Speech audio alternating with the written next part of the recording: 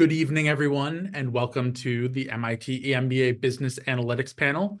Thank you for joining us. My name is Tom Little. I am marketing coordinator for the MIT executive degree programs. I have my hands in many different aspects of our marketing and recruiting efforts, but you'll definitely see my work on our social media accounts. So if you don't follow us on LinkedIn or Instagram, I highly recommend you do. I think it's a good follow, but I might be biased.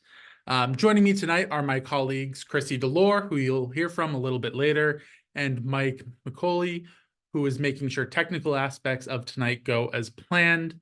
And he'll also help answer questions about the program, which you can use the Q&A function to ask. So on tonight's agenda, we will be providing your intro to the MIT EMBA. I'll then pass it over to Chrissy, who will give you a look into business analytics and leadership at MIT. And then as the highlight of our session, where we will welcome our student and alumni panel to answer your questions. As a reminder, you can ask any questions you have for either the program team or our panel in the Q&A function. And with that being said, we'll start with your intro to the MIT EMBA. And the MIT EMBA, living in MIT Sloan School of Management. MIT Sloan is a mission-driven school, with its mission being to develop principled, innovative leaders who improve the world and to generate ideas that advance management practice. The MIT EMBA fits into this mission by empowering our students to implement what they learn in class directly to their work upon returning, improving their home organizations while still MIT students. So how do we do this? I'll break down the MIT EMBA 20-month experience now. We have classes on 26 weekends, which for us is Friday and Saturday. And these occur on campus every 2 to 3 weeks. With that being said, you can expect roughly 15 to 20 hours of homework a week, even when there is no class. We also have 4 week-long modules, including your first week on campus as well as your last week on campus. You will also have the opportunity for a week-long international project working with an international or multinational host organization. And at the end of it all, you will be awarded with the same MBA degree as the MIT Sloan 2-year MBA program. So that's the structure, but now I'll go over what you can expect to learn. Our weekend sessions, those Fridays and Saturdays, are composed of courses that tie in analytical frameworks, which you'll get from courses like organizational processes and system dynamics, and business essentials, with courses like accounting, marketing, and so on. Integrated modules are the full weeks on campus focused around a particular theme and are inherently cross-disciplinary. I like to call out two, the first being Innovative-Driven Entrepreneurial Advantage, or IDEA, which is how we include entrepreneurship right into our core curriculum, and Leading with Impact, or LWI, which serves as our capstone where students work on a change project with one of about 20 Boston area nonprofits. Action learning, or applied learning, is incorporated throughout the curriculum, but we do have 2 courses built around the concept. First is Organizations Lab, or OLab, where you'll work on a change project in your organization. And the second is Global Labs, which is where the chance for an international project comes in, as you'll have the option of working with a host organization on a change project or on yours or your classmates' entrepreneurial or innovation project. And lastly, while the curriculum is lockstep throughout, we do have times in our schedule where we offer elective courses, specifically in January of your first and second years, as well as in the spring of your second year. Our learning philosophy is intended to challenge our students to address unstructured problems and produce systemic change, all while developing our principled leaders even further. We do this in 2 parts. The first is action learning, which is where we set the expectation with our students that they will apply what they are learning in classes to work when they return on Monday. This is in line with MIT's motto, Mens et Manus, which is Latin for mind and hand. And the second is through the science of management. This scientific approach to management blends a rigorous, data-driven approach to decision-making with organizational management and leadership, which is built off leading-edge research by faculty. I want to go a little more in depth on the science of management here because data-driven decision-making is a foundation of business analytics. At MIT Sloan, faculty quantify the research of what they are doing rather than being solely professors of practice. Business analytics also permeates the curriculum across marketing, operations, and finance, to name a few. Data modeling is integral to courses, and in your second term, all EMBA students take Data Models and Decisions, or DMD, which provides the foundation for this. And at MIT, we have access to modern data science tools such as AI optimization and machine learning, which are all used to solve real-world business challenges. And this leads perfectly into business analytics and leadership at MIT, which I'll turn over to Chrissy to talk about. Amazing. Thank you so much, Tom. Happy Tuesday. My name is Chrissy Delore. I'm the Associate Director of Marketing and Recruiting on the Executive Degree Programs team. So excited to welcome you all to the best Tuesday of your life so far this year. We'll dive a little bit deeper into exactly what business analytics and leadership look like at MIT. So on this slide, you'll take a look at the core curriculum when it comes to data-driven decision-making. So tons of courses, right, that you'll take throughout your 20 months. There's applied economics for managers, where you'll cover demand and supply, cost and profitability, game theory. I'm sure you've heard that before. Data models and decisions, otherwise known as DMD. We love our acronyms at MIT. It introduces you to the fundamental techniques of using data and analytics techniques to make informed management decisions. So you'll focus on various ways of modeling or thinking structurally about decision problems to enhance decision-making skills. And also, too, before I forget, a reminder to use a Q&A function for any questions that you might have about the program.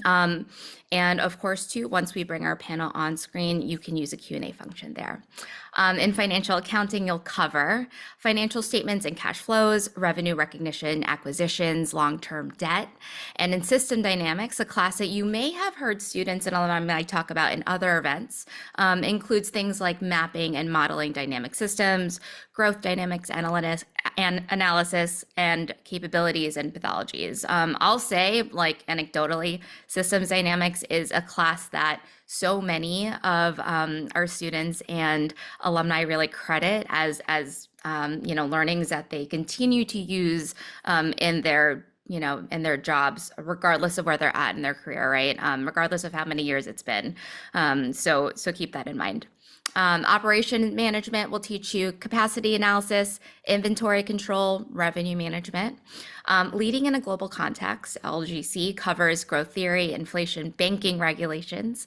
And finally, financial management will break down valuation, risk and return, corporate financing decisions, and derivatives, all exciting stuff. And so here's a look at the analytics electives that we've offered in the past, including communication and persuasion through data for executives, as well as global business of artificial intelligence and robotics. So these electives will change year to year depending on, what's happening in the industry, right? Like what's trending, but also too, like we want to make sure that we're also looking ahead. So these electives are not stagnant, and that's actually really, really exciting. So you also may have heard about the Business Analytics Certificate. The requirements for the certificate can be completed during the 20 months of the MIT EMBA curriculum, and it requires completion of 6 courses, with only 1 required course outside of the EMBA core and elective curriculum. So of the 3 required courses, you'll have the EMBA version of Analytics Edge, which is taught in your second spring. The Analytics Pro seminar can be taken in either spring, because you have 2, and is also available remotely. And most EMBAs will take communicating with data as a January executive elective. So that's always an option for you as well. Your elective courses can be selected from the following. So January executive electives, you might have also heard us talk about that in other events. Include Advanced System Dynamics, Introduction to System Dynamics, LQ2, Leadership, Quantitative and Qualitative Approaches, as well as Risk Management. There are additional EMBA options as well. So you can have the option of an analytics-focused global labs or OLAB project, organizations lab project, approved in advance by the certificate team. So just keep that in mind. Also to the course system dynamics class, if you do the modeling version of each of these assignments does count as an option. And there are distance learning options too, right? So there is the global business of AI and robotics, as well as people and profits shaping the future of work.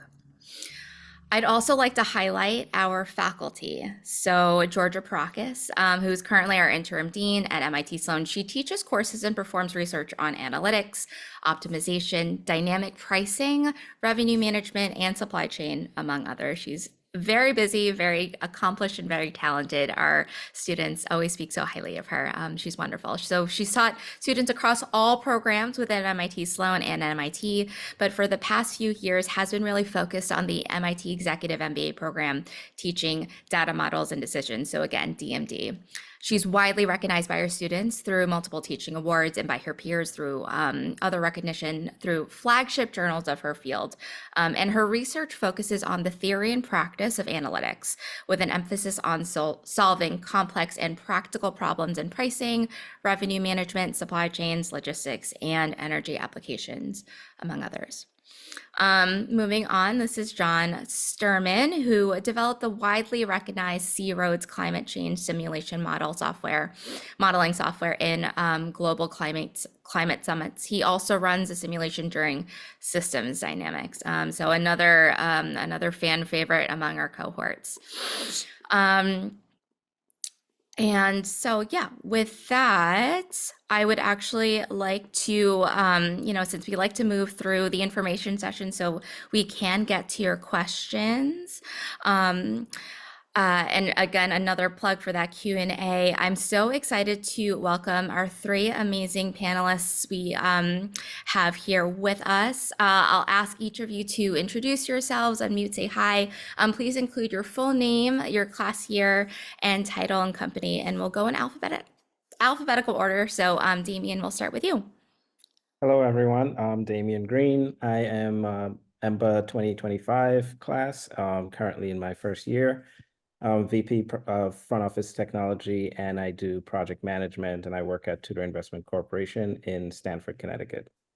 Awesome. Thank you. Julie. All right. Hi, I'm Julie Lochner, class of 2017. I'm currently Senior Vice President of Products. I'm head of product at a private equity owned company, data analytics company called Spins. And just listening to the intro of the business analytics brought back a lot of great memories. So thank you for that. Awesome. Yeah, you're welcome. And Prashant.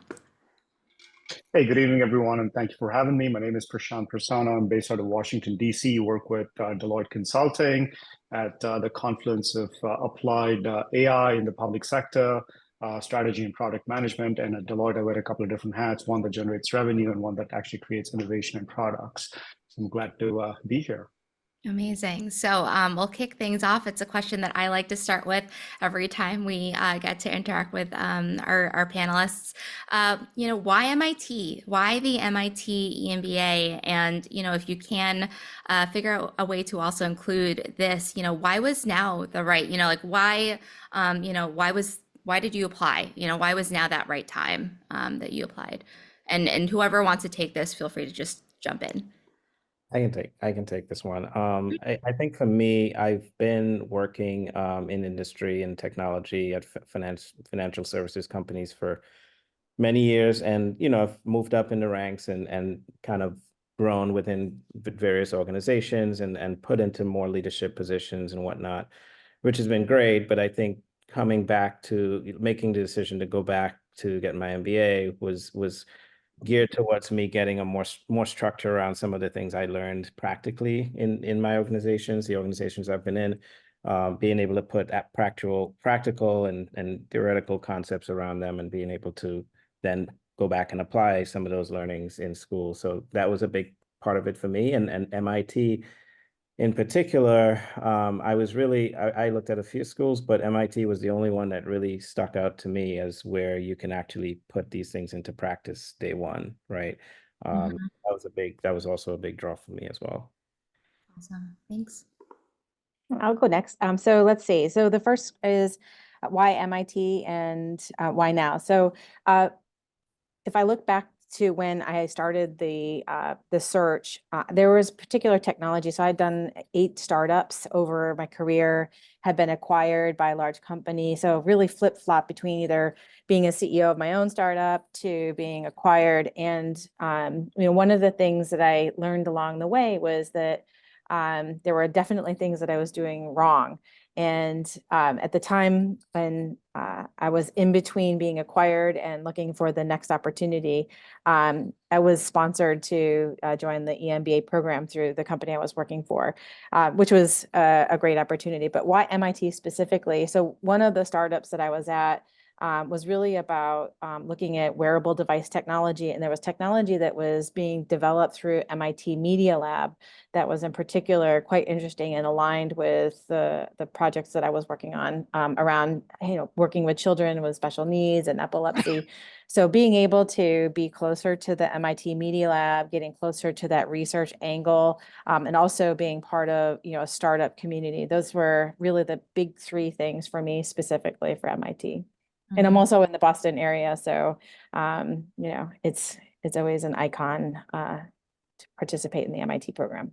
Totally. Thanks, Julie. Prashant. Agreed. Yeah, I can go on and try to be brief here. So in addition to, I think, everything that my colleagues just talked about, a lot of those were definitely factors that went into my decision-making as well. Just to give you a little bit of context, right? So I came from a background of AI, machine learning, machine vision, and applied AI for a long time. And I've been working in consulting in public sector for a number of years, right? And then kind of like really trying to work on a lot of projects and different kinds of complexities, right? So what I realized was I had successes, I had failures, but at the same time, I was also pigeonholing myself into kind of working on certain kinds of projects where I controlled for outputs, right? So I was really managing outputs. And then as I researched the MIT program, I kind of saw the diverse kind of CEOs and CFOs and other kinds of people that it actually draws in terms of putting together a cohort. It's just getting that global perspective, getting that leadership development opportunity, looking at the curriculum and, the reputation, all of those things went in to my consideration. And I think those 2 years formed a crucible moment in my career in that I went from managing outputs to managing outcomes in my organizations, right? Taking on much larger projects, much more ambiguous projects, just getting those mental models updated to be able to lean in and go in with confidence and take on more abstract endeavors in your firm, right? So that's kind of really been a blessing. So. Yeah, awesome. Thank you all. So obviously, during my section of the presentation, I mentioned a lot of courses, right? That you, probably think of fondly, some maybe not so much, and that's okay, right? But as you're sitting here, what courses or what frameworks are ones that you go back to in your day to day? And again, whoever wants to take this, feel free. I can start. The one that we mentioned system dynamics, but combining what we learned with system dynamics with OLAB and the dynamic work design is probably fundamental to everything I do. And Prashant, you had mentioned going from output to outcomes. That's really a big thing that you learn is what's the goal of what you're trying to achieve? How do you measure it? And how do you build the work product so that it builds a framework or a way of working so that you're measuring things that you can tie back to what you were trying to achieve in the first place. I know, this is the business analytics portion of the webinar series, but if you are building analytics just for the sake of analytics, you're kind of missing out on exactly what Prashant was saying. So system dynamics, I have an absolute fond memory of DMD because my kids always thought I was playing Dungeons and Dragons. And I'm like, no, it's DMD. That's fantastic. I love that. Really cool that, MIT does Dungeons and Dragons. I'm like, no, but that class really actually brought me into the AI machine learning world all over again. So again, I think it's, if you're looking for a definite, step function change in the way you look at the world, those are the big ones for me. Awesome. I completely echo what Julie just said here, right? So systems dynamics, I cannot stress enough Oh how my gosh, yeah. much of a, I mean, that's the point of inflection. I think that's kind of when you start tying all the other courses together. So yes, you learn a lot about pricing, you learn about financial accounting, marketing, analytics edge, you learn about D&D. So all of those, you kind of go a little deep and you build in specific, depth of knowledge. But then systems dynamics completely changes the way you start looking at problems. And then you start looking at things like bounded rationality and how all these systems affect each other, the causal loops, and kind of, it's such a fascinating topic once you kind of really go through that as part of your business analytics program. Like everybody goes through systems dynamics, but when you take the business analytics course, you also do something called advanced systems dynamics. And it is no easy feat, right? So there is some calculus involved, there is some programming involved, there's some good simulation involved. And it really helps you understand what it takes to build teams that are resilient using analytics and using this whole concept of systems dynamics, essentially. Building resilient systems, resilient processes, that's the crux of systems dynamics itself. So Awesome. Damien, I wasn't sure if you wanted to jump in, since you're in it right now, right? Yeah, and I haven't taken systems dynamics yet. I'm taking that in a few weeks, actually, starting that class. So I'm looking forward to that. But I do echo some of the same comments around DMD that Julie mentioned. Another class that really stuck out to me is organizational processes, which was an awesome class that took last semester, that really just helped me to think about our organization from a higher standpoint and looking at the different aspects of, different influences. So you have the cultural aspect, is political, and all those different things that interplay into how we make decisions, how we pick projects, how we prioritize work across teams, and things like that. That class really helped me. It's like when you're in it all the time and you're dealing with it, you don't really know that it's happening, but being able to kind of take a step back and be able to put a name to some of the things that I was living through was really, really eye-opening and helpful. Really great experience. Great. And also too, I just wanted to say thank you all to those who are sending in their questions. Obviously we are answering some via the chat in the Q&A, but I would love to start answering some of these questions live. So we'll start out with Kevin's. So he said that as part of the action learning module, there is a 5-month OLab on a change project in your organization. He has ideas on how to do project management better in his current company. What examples do you have of what a change project would look like? What were, if you can recall yours, or some of your classmates that maybe had a lasting impact? Again, whoever.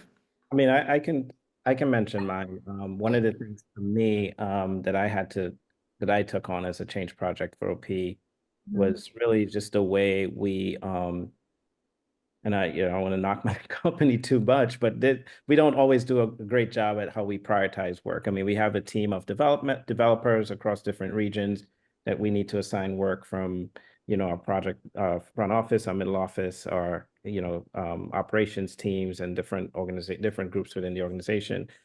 And part of coming up with a new way to manage our projects, we had to make had to help people along in making some tough decisions, like killing some certain projects from a queue and whatnot. And one of the things that OP really helped me with was really trying to almost like coming up with a plan of action in terms of who to speak to, how do you win people onto your team, or whatever the plan is that you're looking to implement. But it really just helped. There were little certain concepts that I never really thought I could apply. Stakeholder mapping was one, where you map out who the different key people that would be impacted are, and it was just a really really good example for me to really apply those concepts on a day-to-day basis. Awesome. Thanks, Damien. I can talk. So one of the things that was interesting is I changed jobs while I was in the program. And Damien just mentioned something about not wanting to diss the company that he was working for. But so in my situation, I was leaving one company, I was joining another. So I actually had the opportunity to do an OLAB for a non-for-profit company. So it was not my LWI week, but it was with a hospital that I was doing volunteer work for. And what was really great about the OLAB program was that you could apply the framework and structure to like an industry or an organization that you've never worked with before, and you can achieve results, right? Like, so I know, Prashant, you mentioned that you did consulting. I mean, it's kind of like you can be a consultant in any industry with these frameworks and feel confident that you're going to make a difference because of the structure. Absolutely. And Julie, just picking up off of that, right? My experience with OLAB was a little bit unique. I decided to kind of do something different in that I had a classmate who owned a really popular ed tech company and has now sold, and he's exited. He's had a very successful exit since. But he was asking me for some help, and he proposed whether I could actually help him out and take a project on with him to help figure out what products and what projects should we be really working on, and where should they be running investments, right? So we took that on as a OLAB project. We got permission from Nelson and everybody else, and we were double clicking on that endeavor.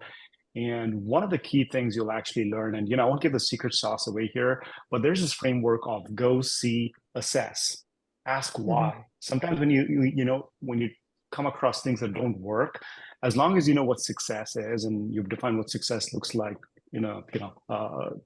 loosely defined fashion, you know what direction you're generally heading. When you do that go, see, assess exercise, you have a framework that you'll actually implement, and MIT will actually teach you about it.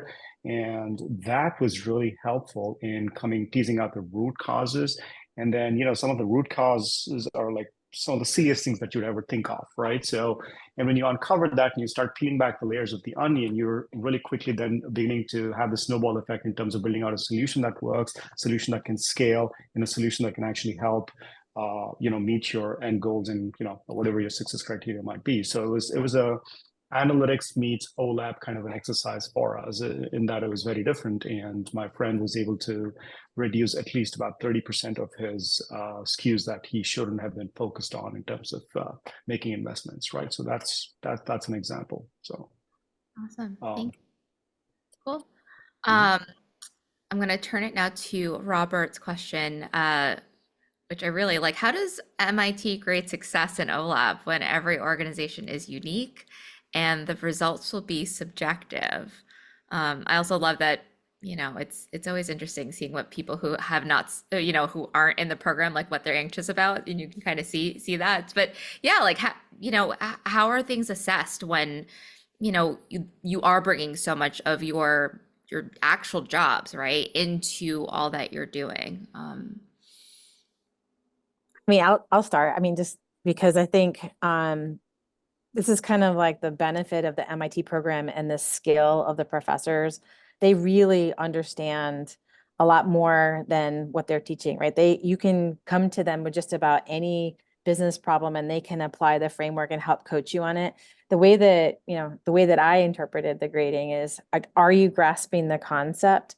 And are you able to show that you can apply it to this use case? And I mean, there's a lot of discussion. They break down the project into deliverables that really focus on the lesson that you're learning. Like, Prashant mentioned, like, how to diagnose the root cause analysis. There's like 4 key themes that you can always bucket something into. Did you go see and assess? Did you see the things in those 4 categories? And, did you grasp the concept? I guess that's the best way. I mean, Damien, has it changed much for you?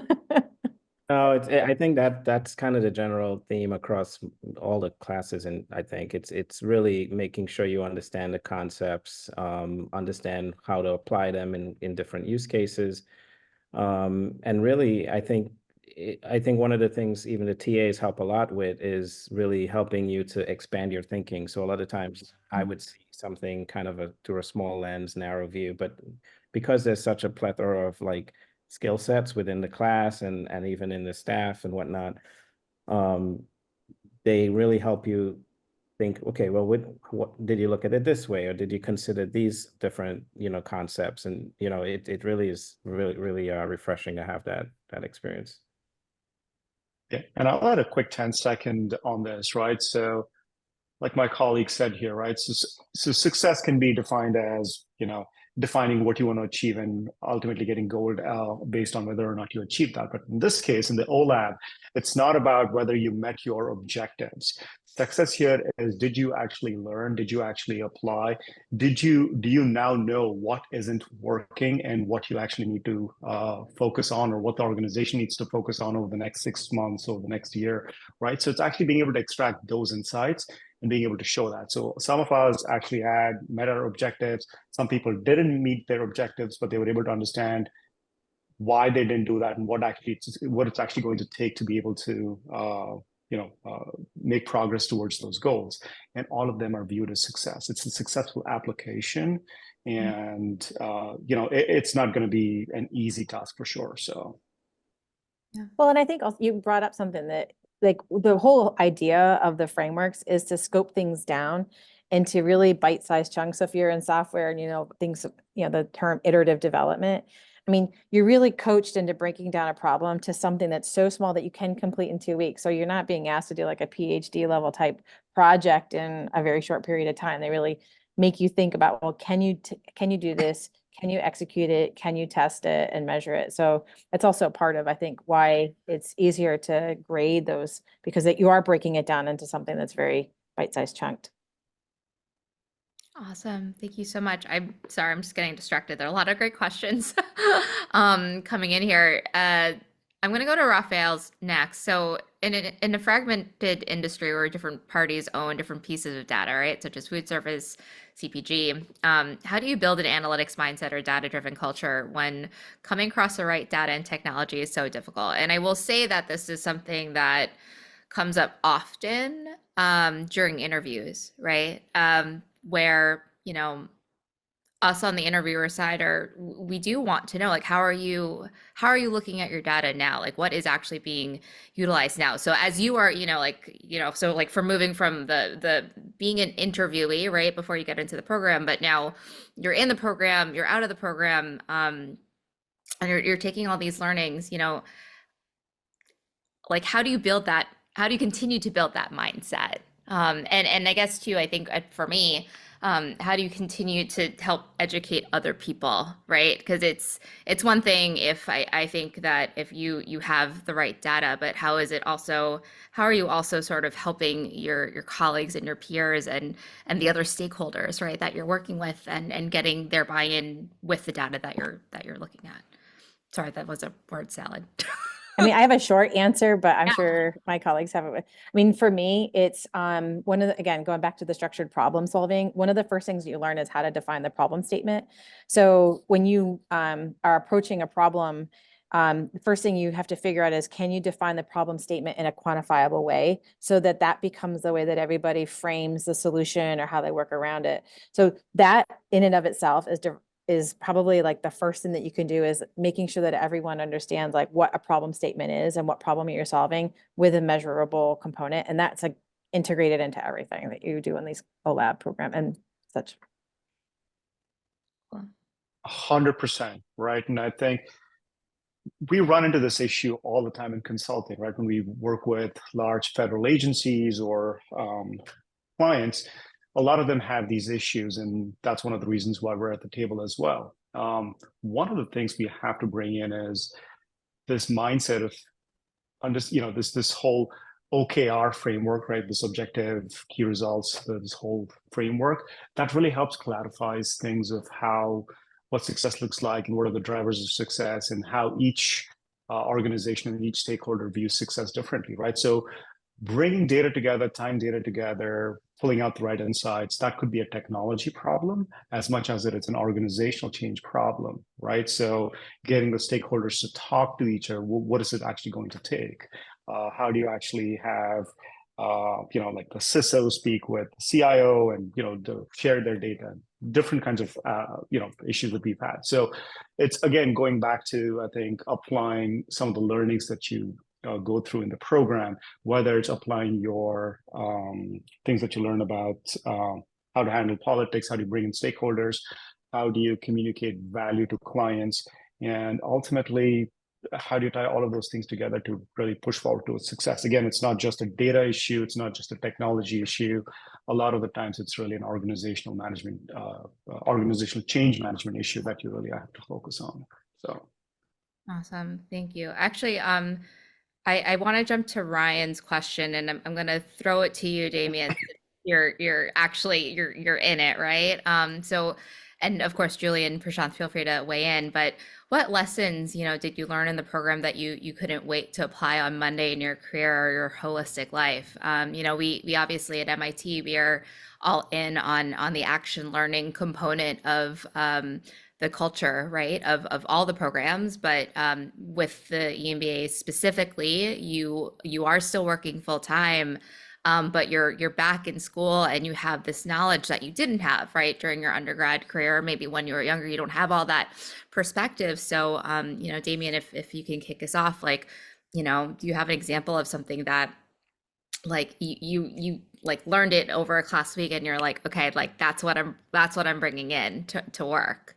Yeah, I think for me, I'll just talk about it kind of from the project management lens that in terms of how I deal with that on a day-to-day.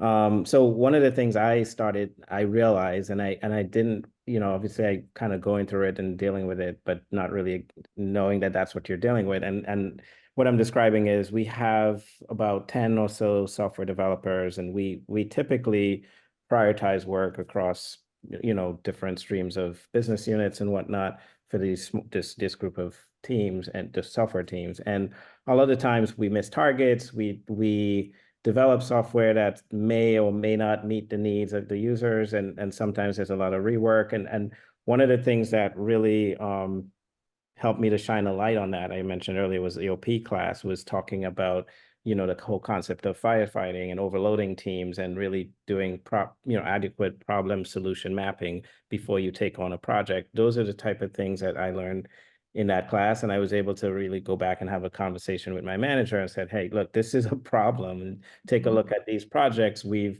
planned to deliver this in 6 months. It came due in 9 months or what have you. How can we compress that time and take on less work in some cases, but actually deliver more value to the stakeholders? So that was something that I was able to really, and still applying now today, actually. Awesome. Cool. I don't think there's a thing that I learned that I didn't want to bring back every Monday morning. And I think the one thing, my epiphany was, oh my God, I can't believe how dumb we are. Like, why do we keep doing the same thing over and over again and thinking different results? But like, it just, every Monday was like that. So that's my answer. Nice. yeah, and I think really quickly, I can think of pricing, right? Catherine Tucker, she is a mastermind. I think she's masterful at teaching pricing, and she's one of the stalwarts in the field. As we learned about pricing, right? I remember we learned about the 3 C's of pricing and what's beyond the 3 C's and this whole concept of EVC and things like that, right? So when the whole estimated value to a customer, how do you estimate what a value to a customer product's value is to a customer, and therefore how do you start pricing that, right? So things like that I was able to take back, and although it wasn't technically, I took it back on a Monday, right? I mean, eventually I was able to go back, have conversations with my senior partners and start thinking about, okay, we're building all these assets, these innovative assets that are not client facing. Nobody's asked us to build this. We're building this because we see a demand in the market. What's the value? How do you size up the pricing, right? And what's competitive? So those are some channels that we were able to successfully transform and capture market, right? It's not just defending what you have, it's making and taking market and then actually capturing the green space. So it's make market, it's defend market, and it's go create new market space. So the pricing really helped me position some of our products into a white space that we hadn't gone into before. So. Awesome. Thank you. I love that you brought up pricing, right? Like the cost of of things. And Jorge asked a great question. When in every investment, what we do is we think about the return on your investment. And so, are you happy with your investment? From the program, and obviously, Damien, you're in it, and we always encourage you all to be candid. But yeah, like what has been the return for you all? I mean, I doubled my income. So for me, that was pretty straightforward. So Yeah. Same. I doubled my income, and as recently as about 4 weeks ago, one of the very senior partners in the firm came up to me and he said, "Hey, I think your MBA is still paying off," because he saw me kind of get in the trenches and build out an analytics framework for sizing up products and portfolios and stuff like that, right? So their constant recognition of the value that we bring. So yeah, I Yeah. mean, I think having the negotiation class at the end actually helped too, by the way. So sorry, Damien, go ahead.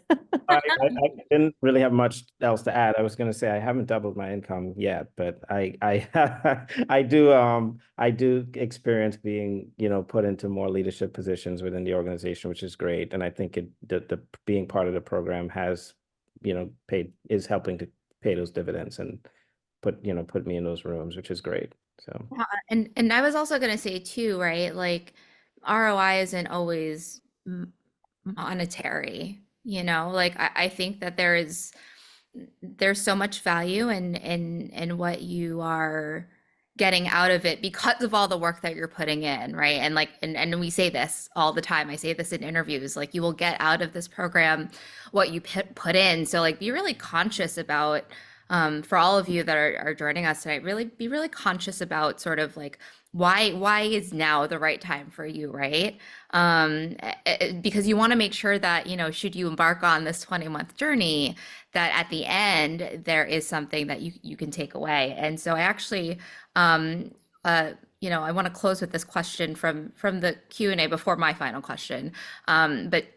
Leading with impact, right? That's your last module week that you have right before graduation. Obviously, Damien, you're not there yet. So we can ask you this next year.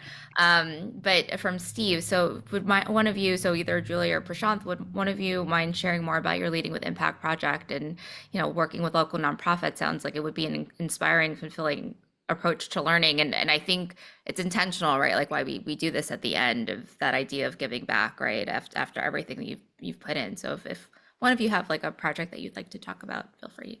Yeah, I mean, I'll just start because I mentioned that I was able to do my OLAB for a non-for-profit and, been continuing that work with Leading with Impact so for me, it was kind of, it was a bonus because it actually did change my perspective and thinking about things, not just from, the paycheck, but like having a purpose, a sense of purpose. What are you doing this for? And it absolutely changed my perspective on how I look at where we spend our time, even if it's, in boards of directors or what kind of industry you want to be in. It's not always about the money, if ever about it anymore, right? And that's, I think, a bigger perspective for me. Yeah, great. absolutely. And I think my LWI week was a little weird because we were in this thing called the pandemic, right? It had just started, right? The school had just gone into lockdown. This Right. was May of 2020.